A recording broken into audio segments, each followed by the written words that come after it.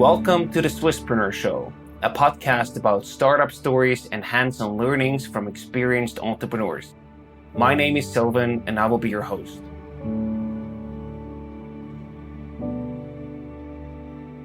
Dennis, a very warm welcome back to the Swisspreneur Show. It's great to have you here for another episode. Pleasure to be back. So let's see how long we spent today. We're going to talk about how to bootstrap your company. And the first question is, what mistakes do you see Swiss startups making repeatedly when it comes to bootstrapping? I think that's a question that you can relate, or that I, in terms of answering, would as well relate to normal startups. So bootstrapping a startup is a long-term project. I think that is what you have to be aware of. Except, we talked in the last episode, for example, about Top 500, which we bootstrapped as well, but had, and I think that's one of the very rare cases, a immense cash flow input. So where we didn't need a long runway. If I would compare it though with Small PDF, the reason why we're currently leveraging so fast in terms of revenue, in terms of growth, is because guys really focus to build an amazing, easy and simple solution for 5 years on one platform.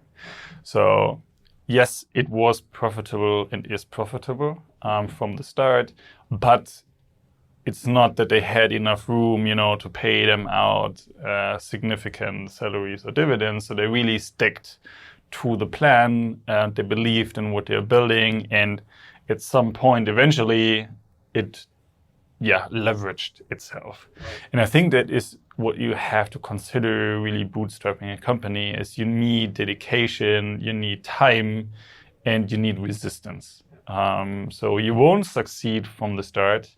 You will need to build a product that fits the market by yourself, because bootstrapping is a very slow way of handling things. You are by yourself, except you have 10 million on your own bank account and you can bootstrap a 20, 30 people company. But I think that is a very rare case. So if you bootstrap, either move into a topic that has a cash in or a cash flow component that makes it easy for you to finance what you're doing. Or be patient and be resistant to what you're doing and just build and build and build. And as long as you're improving, and I think that is important because a lot of people tend to stick too long to the idea of what they're doing. As long as things are improving, you're on the right track. At the point where things decline or go down, try 1 to 2 times to get it back on track. And if not, throw it away and focus on a different idea or do something else. So I think having that reflection, again, we're back at reflection or realistic reflection of what's the potential, what's the state of your company, how much money does it do, what's the potential of the market or the market in general that you're addressing, and how do you progress to what you want to become, needs to match with your personal expectation. Right. If your personal expectation is, I want to bootstrap a company that finances my personal life, and the only thing that I need to earn is 6,000, 7,000, 8,000 francs a month, it's way easier to do it and to come to that state because, you don't need a huge addressable market. If you want to build a solid company or sell it at some point, or I don't know, never work anymore afterwards, I think you need a different approach to things. And just have in mind, what is your expectation? What are the pieces that you're looking for? And what do you try to want to achieve? And where do you stand? And make sure that this matches somehow. So this is a very personal decision that you have to take also. Besides the personal level, what are other things that let you evaluate whether it makes sense to bootstrap or not? I think the decision of bootstrapping versus VC versus debt is a lot about the market and the risk that you're willing to take. And there are as well different levels on any of these steps. So I said, I think we talked a lot about bootstrapping in general, which I think is pretty clear. The expectation, being it financing yourself, selling it, whatever matches with the market that you have, I think it's a fair option to do. Be aware that you need patience and time to invest. On the VC side, which is like, always the startup thingy that a lot of people are talking about, you don't have different options how to frame things. I mean, there are different stages from seed investment or business angel investment or family and friends investment to really VCs who can inject a big amount of money into your company, but at the same time be aware that by injecting money in your company, you buy a lot of expectation. And you buy the valuation as well that you're getting on top of that. And we had this discussion in the Knip case, for example, and I see it a lot on the market at the moment, where when you have companies, just making an example, with N26, I think 3.5 billion valuation, or WeFox 1 point something billion valuation. At least that's what they communicate. I have no idea if it's true. Right. Having these valuations means that you need to have a higher value in the next financing rounds. And in case of Knip, it was like 60, 70 million valuation at the Series B. And the promise that you give to the investors is you will be at 100 million pre-money plus minus at the next round. And if you cannot match that, or if you do not see the potential of business to go there in the next 1 to 2 years, and you make a down round, the whole business is gone, because the whole cap table will flip around and will basically dilute you or the others, or you go bust as a company in general, because nobody wants to invest anymore, because they believe that you tricked them, or the business is just not worth what they paid for. So VC is really about your personal ambition and short-term high impact on the value that you're getting. So if you have the feeling that when you get $1 million from investors, you can get out 3-4 million in value from that. It doesn't necessarily need to reflect to revenue or to EBIT, but in value, take VC money, because you will be faster on that track. But choose that wisely, because once you jumped on the VC train, you have to follow the VC train. Yeah. There is no chance to go out of the VC train. You cannot go back to bootstrapping, except you go bust and just start again. Right. And I think that's what most people are actually not aware of, that you buy in money, which is cool, and you can finance a hip office, and you can finance a hip coffee machine for people, and you can grow the company, but you have to fulfill these expectations. Right.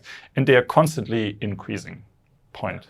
Maybe just a quick jump in there. You mentioned that you need to be able to judge that if you take on 1 million, that you can deliver value in 3 or 4 millions. I know that this sounds pretty easy in theory, but how do you actually do that in practice? This sounds like a not so easy judgment to make. I think you can frame it the way that is understandable. So what we always did, and it might be a reason for actual proper business planning, is today I'm raising, let's say, 1 million francs for a 4 million pre-money valuation. This means I have a post-money valuation of financing or of the company after the financing of 5 million. Right. Today I'm doing, let's make it up, 10 million, not 10 million, 10,000 in revenue, and I have only 2 people employed. So by having that frame, I and the VCs, and that's the reason why they will invest, will know what is the next stage which you need to reach with the money that you get, which is the 1 million, right. Then to raise the next round in financing or be profitable, which is a very rare case, to value the company at the next level. So either they will help you to find that out, or you will anyway have assembled that in your business plan, because they sign it off by investing in the company. Making a concrete example, at the Knip side of things, we raised the Series A basically with 0 revenue, but with about 20,000 active customers. And as the revenue comes 1 year later in the Knip case, it was pretty clear what 20,000 customers basically bring to the table in terms of value and revenue. And we believe that with the Series A, which was 2.5 million, we will be able to go to Germany, so add the second market, and go to about 100K-ish active users or people that we are actually serving on their insurance matters, which then would have brought us to, I think at that point, I need to recall, I think it was 500,000 or 1 million in revenues. Okay. But recurring and constantly increasing because they obviously come at a later point. And that was a clear definition and it was a hype. So we actually knew that going from 20,000 users in Switzerland to 100,000 users, Germany adding to that as market, plus okay-ish revenue stream would bring us to a level where we can raise 30 million or 15 or 20. I mean, you cannot really make this up, but you have a range of what you want to hit to a 60, 70 million valuation. And I think these are the steps that you need to frame for yourself and that you need to know. And there are always deviators that you can take. So if the revenue is not coming, maybe the story changes that you want to tell at the next level. But it needs to have more value than it has today. Right. And I think this is the crucial part when you talk about venture capital is value, value, value. And if you find someone who believes that you have a higher value than you had before and is able to invest money, usually your investors from the previous round will follow. Right. Do you have other examples about the value that you can actually create? Because it doesn't necessarily have to be revenue, for example, right? There are other sources of value that you can create in your company.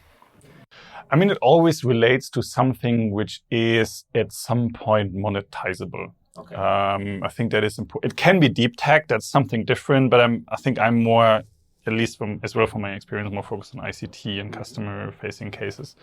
So either you collect a huge amount of users, and with that create a lock-in effect, and that is the value, which is the Instagram case, which Facebook bought for 1.6 billion, and they only had 8 employees or so. There is no revenue value, but there's a huge user value, and the product is really, really sticky. And if you look all the metrics, they must have been convincing to pay 1.x billion, right. And it proved to be the right decision. So that is a case, but it is actually a very rare case. In most of the cases, it will relate to a business model that works in some sort of business proving numbers and KPIs. And I think they have to improve on the journey that you are to have a higher value as a company at the next stage. And improving, it means in that sense, growing, right? Yeah, depends on the value. So there are some values that are better if they decrease. Right, yeah, sure. Like churn shouldn't grow. Exactly. If that grows, it would be a bit problematic. But I think this is more the discussion that you will have. I mean, they should improve. And whatever it is, if it's acquisition costs, you can deviate from the growth plan if you see there is competition coming in the market, so the acquisition cost actually gets higher, so the lifetime value is lower, but with that the market grows overall as well. You can argue it through. It's just super important that the storyline that you have as a company being bootstrapped, in the need of VC financing, being bootstrapped and wanting to raise PE money or selling the company, right. It's always the same process. So it works the same. It's 4 to 6 months. You do the pitch, you prepare the numbers, you get ready, you prepare the data room, and it just needs to show value. Now at Small PDF, you are bootstrapping the company and still growing at the fast pace, which is an incredibly impressive combination, I would say, because usually you grow slower if you bootstrap, I would say. How do you make that happen? I mean, that's an incredible team effort and also a huge success story as a Swiss-based company. Yeah, it's really hard to frame the magic. Right.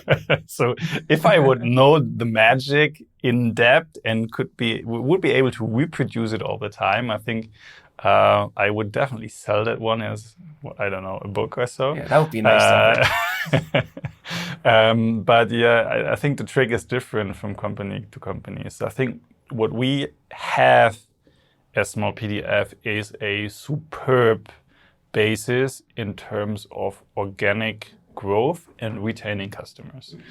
So we've built over the last 6 years up a platform which has a reach of 35 million active users on a monthly basis. Which amounts to 2+ million users that we have on a daily basis on our platforms. And that per se gives you leverage. So meaning changing something in the conversion funnel or changing the pricing of the platform with such an enormous amount of customers will have a dramatic impact on your KPIs and the business levers that you have, be it top line revenue, be it churn, positive as negative, be it retention, so customers coming actually back and being happy with your solution. And I think this is what we are building on since more or less 2 years now. That we really believe that our product sells itself, and we always have to build a product that does that. But we needed years to come to the level where the product sells and leverages itself. So it's not that it has or has been that way since the beginning. And I'm really not a big fan of people who teach product needs to sell itself, because yes, that statement is true, but it is really, really hard to achieve, to create leverage where that actually injects itself. So having a product that has 1x virality factor, because that is what you want to create in the end. Right. And I think that's what we've built, and that was the reason, next to as well parts of the corona epidemic that is currently happening, that just accelerates the business, where I think we solve a problem that customers now more and more have in terms of new work, or what you would call new work, which is more remote work, more digital processing, more digital archiving and handling of documents. And we have a solution for that. So I think looking at growth and then how we bootstrapped and how the guys basically bootstrapped it is really shaping the product and being unbelievable, painful on optimizing it over and over and over. What's incredibly impressive there to me is that you run experiments on a constant basis. You always want to A/B test and find out, does this letter or this text convert to more paying clients or not? Can you tell us a bit more about the setup and the execution of that part and how it relates to actually bootstrapping your way into growth? Yeah, I think this is one of the success factors for us as a company. So data and making data-driven or data-based or fact-based decisions is actually the DNA of SmallPDF. So we don't believe in opinions, though we have them as well, but we really try to go against opinionating that a button that looks like this or a product that looks like this will be better. And the basis that we have as a company, and I mean, this is obviously really nice with that customer base, is we can test. So we can test everything. And you, at the moment where you see a 10% impact, and we'll just boost everything. And that's the belief. And the reason for us having that focus, the way how we do it, is that we have our own tracking system. So we don't really rely too much on Google Analytics, although we have it implemented. But we have our own Redshift database, we have our own tracking, we have our own data department who actually run all the queries and have the KPIs. So the source of truth for us is always our own data. And on top of that, we've built a experimentation system that actually lets us see, let's say, what was one of the examples of this week? We actually changed just 3 nodes in the checkout process to being more descriptive to customers on what they're actually buying into. So just explaining what they are getting by paying $9, $12, whatever dollars to a SmallPDF. Right. And we ran that experiment as a 50-50 experiment on English-speaking customers. And with our system, we're actually able to see the impact of the A/B tests of each variant on any possible metric. So we don't only look at conversion, because in the end, conversion is nice, but Our conversion process is you have free users, you have free trial users who signed up and gave a credit card, but are not actually paying users because they have a 2-week free trial, and then you have paying customers and you have churned customers. And for us, it's obviously interesting how not only how the conversion rate from a free user to a paying customer actually works, but as well how the people churn afterwards. Because what you sometimes or very often see is that looking just at the first part of the journey that you're actually tracking is, yes, I increased click-through rate or I increased conversion, but the numbers at the end, so the churn rate and the customer lifetime value actually decreases by way more than you've increased the start of the funnel. Right. And specifically going more into the gray area of, pushing customers to doing certain interactions with you, that usually means that, yes, psychologically, I can force a customer pretty well on doing one action, but it's really hard then to maintain him if my value proposition is a different one, or is, hidden somewhere. Things like this. Right. So I hope that makes sense in terms of, it's really hard to explain. But yeah, I think this is how we look at A/B tests. So it's not only conversion, it is retention, it is churn, it is payment, so a successful payment because credit cards can be not charged or whatever. It can be anything that we're looking at towards NPS and happiness. Or, retaining users as recurring customers, because we can as well force customers into paying customer. But if they don't use Small PDF afterwards, they are very highly likely to churn in the second month. And obviously what we want is to have a customer that sticks with Small PDF for 2 years or more. So we really need to make sure that we engage with our paying customers, that they are sticking, and we build a sticky product. So basically, you are not only a technology company in the PDF sector, but also in your own data analysis, which allows you to build the right tools. Or at least to make the right decisions. Because the data, as long as you do not interpret it the right way, obviously doesn't show you what to build. Yes. It only shows you if what you do in an A/B test is good or not good.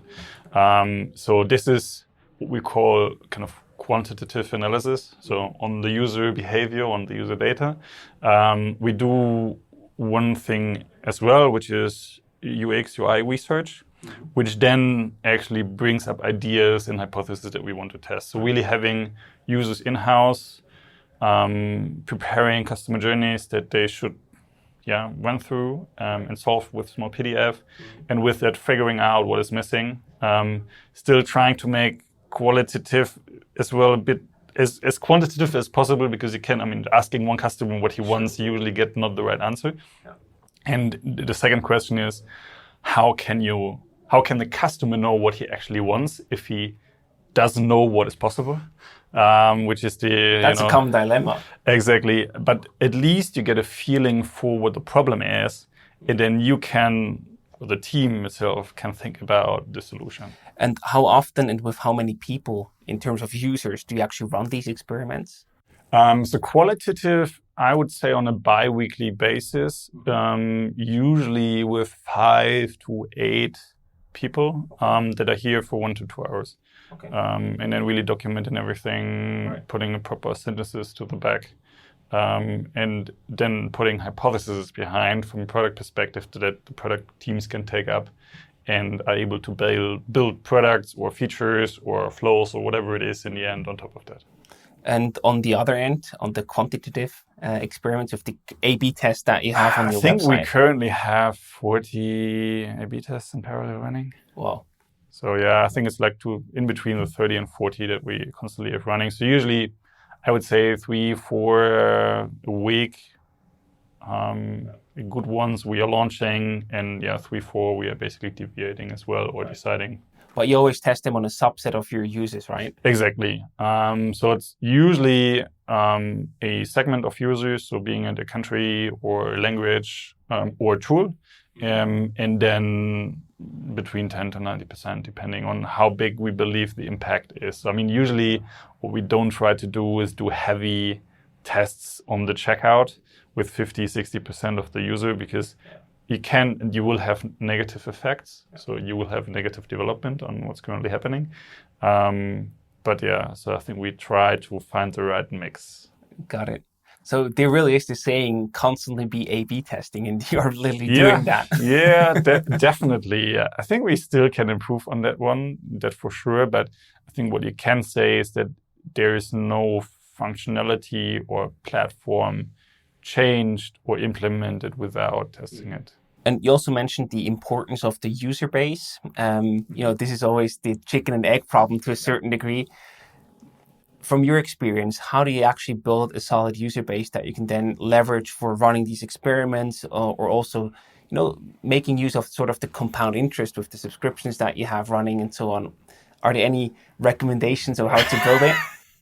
Yeah, that's like the $1 million question, or one of the $1 million questions. Answering it from the small PDF perspective, we rely a lot on organic traffic. And as Google is changing more and more towards judging websites by user experience and by positive user experience, and not just by dump content and backlinks, I think building easy to use products where people can solve what they're trying to solve is the best thing that you can do. And in our case, organic means Google, Baidu, however you want, Yandex, are definitely platforms where we scale, and where we as well try to internationalize. So we are running the platform on, I think, 21 languages at the moment. Another opportunity could be, which is a tough one to be frank, doing performance marketing and trying to leverage yourself with that. But you don't really do that at the moment, do you? For small PDF, we don't. Okay.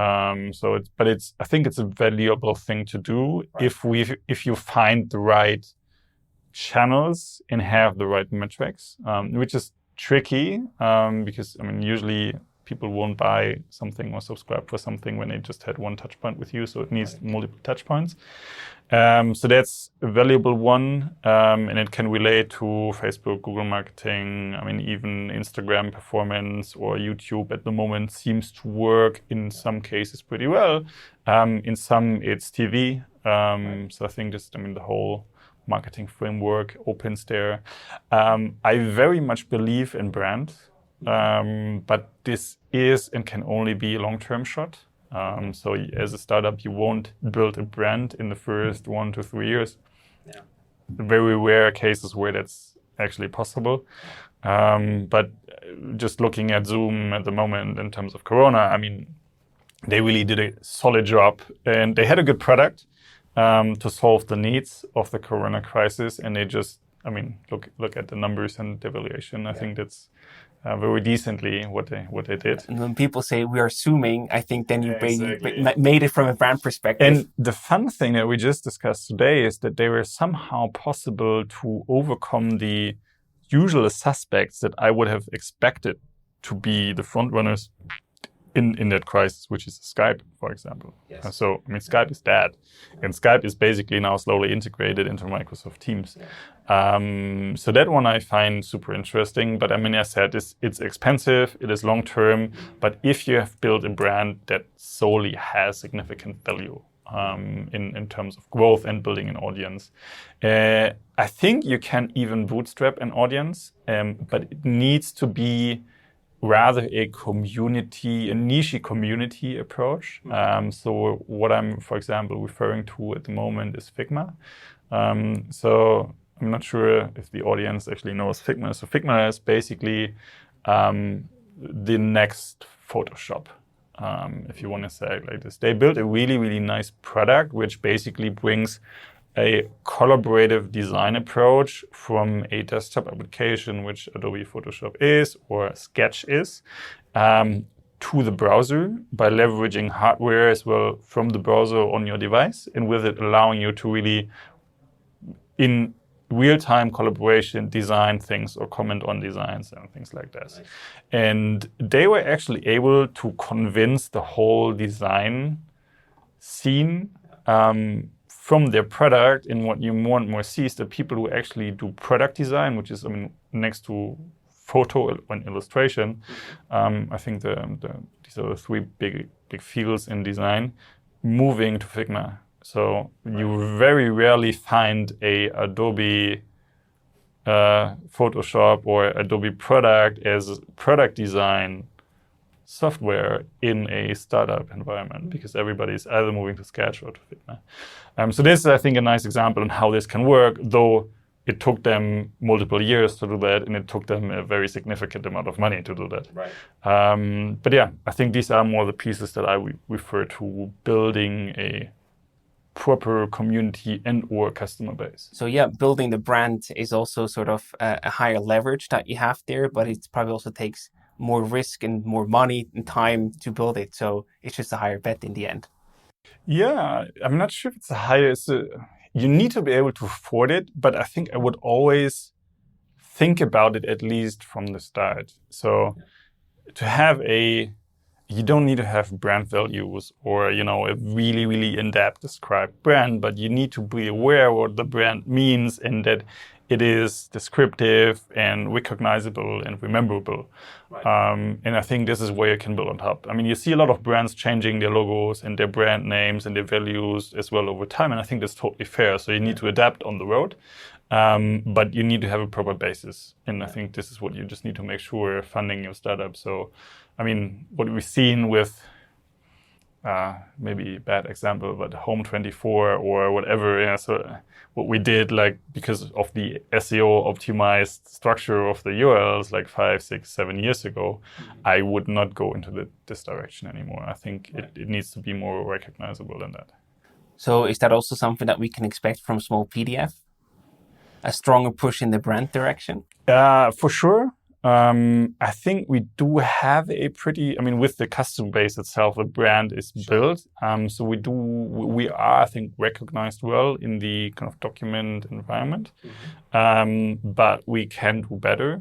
And there are obviously thoughts and discussions that we have becoming more a tool which allows it to handle documents if Small PDF is the right framing of the brand. Right. Not decided yet, but I think it's just fair to say that as well we discuss about that. You also talked about the importance of the organic traffic that you acquire, which was important to actually build the user base that you have today. To a certain degree there, you are also heavily reliable on Google. Was that ever something that you were afraid of? Because, Google could just change the algorithm overnight and then you'd be nowhere, theoretically. And they do, yeah. It is a dependency. So I would definitely, in a SWOT analysis, put this as a weakness, but at a strength as well. And I think that's a bit the dilemma which you as well see in which we are in. So you can still grow very decently over SEO, and it's very sustainable, at least as of now for us. But yes, if Google decides to build their own, just look at Google Trips or Google Flights. Yes. So if they consider what we are doing as a very valid income source for them in adding value for their customers, they can harm us for sure. So what are you going to do against that? The things that I mentioned. So brand is definitely one of them. Yeah. Retention is another one. So having more people actually going to you directly versus searching for stuff helps you on that path. And frequency as well, but frequency relates to retention. So I think these are the biggest and the most important measures to do on that side. Got it. Now, when talking about bootstrapping, without taking any external money, you probably also have to face tough compromises or tough decisions. Can you give us a few examples about these bootstrapping decisions that are way tougher than if you have just outside money in your company?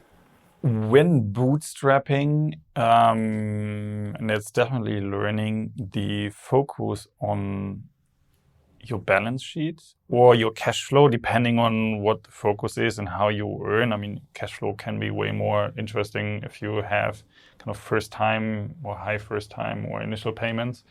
Right. It's definitely something that you need to consider. So you cannot spend money that you don't have. And I think that's good and bad. I think external money allows you to talk a bit, less risk averse about opportunities and investments that you can do, being it performance marketing, being it brand, whatever. Right. We've always been very hesitant on investing money in marketing, for example. We didn't do, I'm not sure, I think this year we haven't spent a cent in marketing. I think that's very impressive if you can do that. Exactly, but on the other side, what we're doing is we are heavily investing in the product. Right. So we've gone from 2 to 8 product teams and really focusing them on deliver value for the users, which then have a more long-term effect, as we described, on retention and frequency. But I think it's a really tricky one on the customer-facing side. Now, what you're actually building at the moment also seems to be one of the world phenomena, I think, as Albert Einstein put it. You are investing in compounding interest. So you're investing in your own company, you're growing, and at a certain moment, you might become unstoppable because the recurring revenue is just so big that you can really almost not stop it. Is there a certain point? So what you say is that at the moment where you earn a lot of money, it just increases interest by itself. I'm not really sure if I'm buying into that, to be honest. So I think what definitely makes sense is that, and that's the reason why SaaS companies, so software as a service companies with subscription models, being in B2B or B2C, have a very high value on the stock exchange, on the private markets, because you have recurring revenue. So I wouldn't say it's secure that we earn the money that currently is, on the KPI boards next month will come to the bank account, but it's very, very highly likely to happen. And that brings value. Though we have churn, and we have to face churn, and specifically in a B2B environment, that's significant. So we still need to improve the product and the approach to market and the market opportunities that we're having, versus just collecting money and then, it gets more and more and more. Right. So I would love to see that it's not the case. So we really need to chase opportunities on the market that we see. And if you look at the product, going now from more a web utility to a platform, adding an e-sign functionality to it, adding storage to it, I think explains where we believe the value sits for customers, or for more customers to actually opt into a subscription. And at one point, I as well can imagine doing transactions in direction of M&A or investments to leverage the business that we have. It's just we are not yet at a stage where we can, on the one hand, I think, afford it. On the other hand, where the organization is as far to really consider that, because buying someone always means you have people to integrate, you have systems to integrate, you have technology to integrate. But I would never say never if I look at the next 2-3 years for us. That sounds like a very interesting future ahead. Yeah, I'm looking forward to that. So let's just assume that you're a new startup and you're now just facing, you have the first product in the market and you just face the decision, which way should I go? Should I stay independent and stay bootstrapped? Should I go towards the VC or business angels and raise my first round?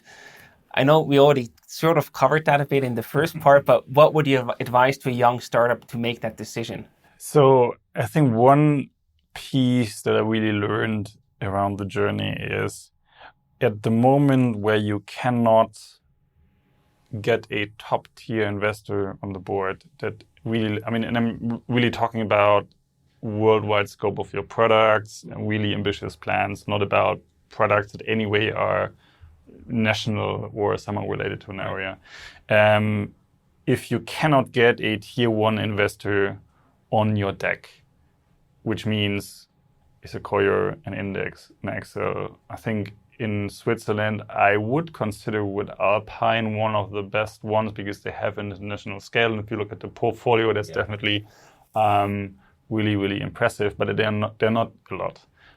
But if you can convince someone of them, that has significant value to you as a company, because they add an amazing network to what you're actually doing. Plus, the follow-up round is easier to raise. And it's in the VC game, if you once decide into that, that should always be a consideration. So one example, I met one VC, which was pretty, just from a discussion point of view, pretty interesting. And what he was saying is, if a Sequoia invests in you, the follow-on round is secured with a double valuation that you have. Just for the sake of having this investor on board, because the name has such a high value to you.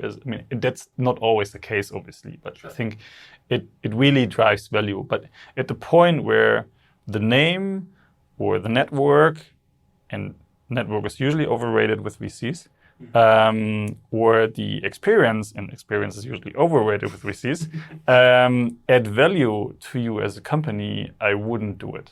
And I'm usually quite afraid, and I've seen it a lot in the last weeks and months, where you have investment announcements, and then the cap table consists of Swisscom Ventures and Renier, without weighting them low. But I think for you as a business, as an international business, I think that's important to say. This is not a cap table that you want to have.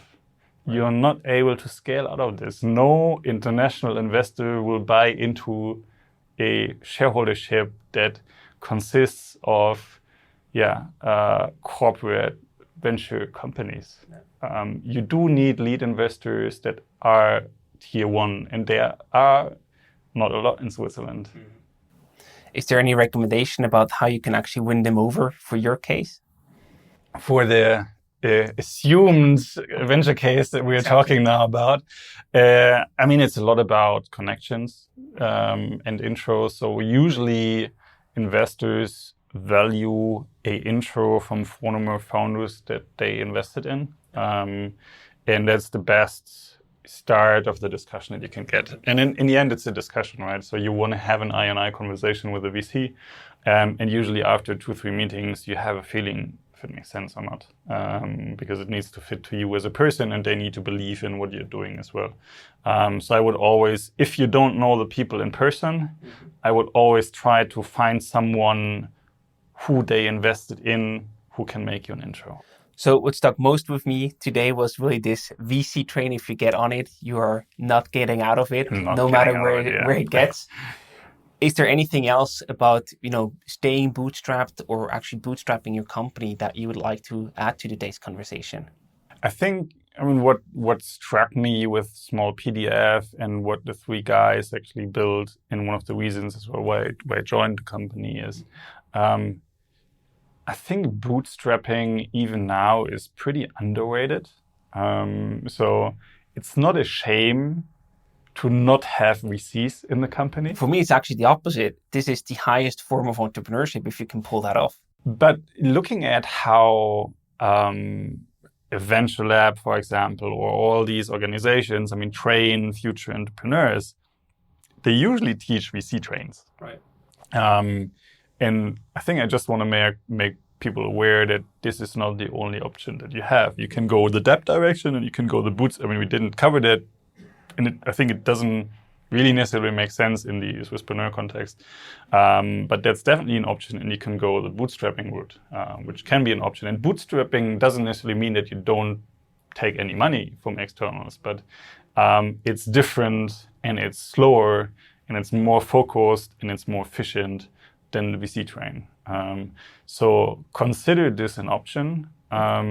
Always reflected to the idea that you have and the way how you want to approach the market. And I think, I know a lot of folks, specifically in SaaS, where you have iterative increases of revenues, where it actually could make sense. You can scale a company to a very, very, very decent size. Absolutely. Yeah, that's what we're seeing with you right now. So that was it about the bootstrapping questions.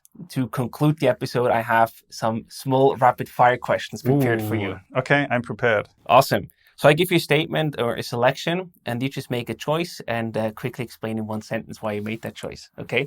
Yeah. Berlin or Zurich? That's a mean one to start. You tricked me in that one. Berlin for family reasons, and for startup networking and experiment reasons. Zurich for surroundings and I think deep tech. Good answer.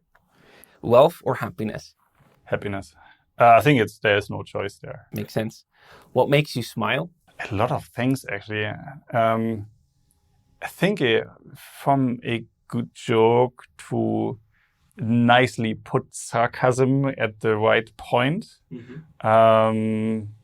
Yeah, I mean, and you have like blunt answers, like seeing my daughter and stuff like this, but don't need to cover that. And if you had to make a choice, bootstrapping or fundraising? I think for me, the next one would be bootstrapping. Just I've seen the VC track now for a very long time. I admire it, but I think creating something sustainable in full ownership, even if it's a bit slower, and I mean, not riding that hype train, it just makes a lot of sense to me. Maybe even I've been answering it a bit longer now, but it's not a shame to be slow. So we made the mistake several times in the past that we really tried to be fast and ride the American way and ride the wave. Right. And we just haven't been efficient doing that and suffered from it afterwards. So I think it's not a shame to be not the first mover or not the biggest one. But as long as you maintain efficiency and sustainability and are on the growth track, the other ones will fall down at some point when they, over squeeze things. Yeah. There's a very nice saying that comes to mind. I don't know who said it. I think it's like a Chinese proverb or something. But it says, should I go fast or slow? The answer is, it depends whether you know where you're going. And I think that's very applicable. So if you're wrong and you're fast, you really can kill the company. Yeah, agree to that. Where do you go to think? Usually the gym. Okay. So you can still think there? Yeah. Just kidding. Yeah. No, definitely. If it's on the treadmill or, with a barbell or so I think they are nice, slow things to do. Right. I wouldn't been able to think while sprinting or so, but there are ways.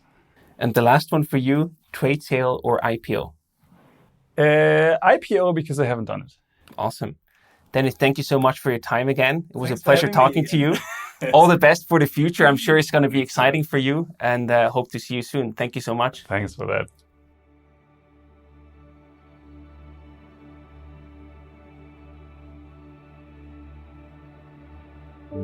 We would like to thank our sponsor, SBB Startup.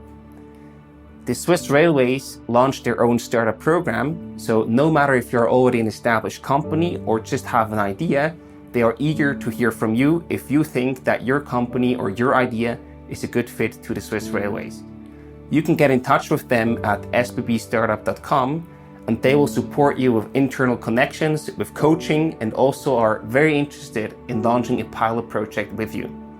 So if you think that your product or your idea or your company have the potential to collaborate with the Swiss Railways, get in touch with them at sbbstartup.com. Thank you very much for listening to today's episode. If you enjoyed the content, we would be thrilled to receive your rating on Apple Podcasts. That way you not only support Swisspreneur, but also help other entrepreneurs discovering the show and finding more valuable information on how to run their businesses. Next week, we will already be back with an all-new episode of the Swisspreneur Show, so we hope to see you again then for a new episode.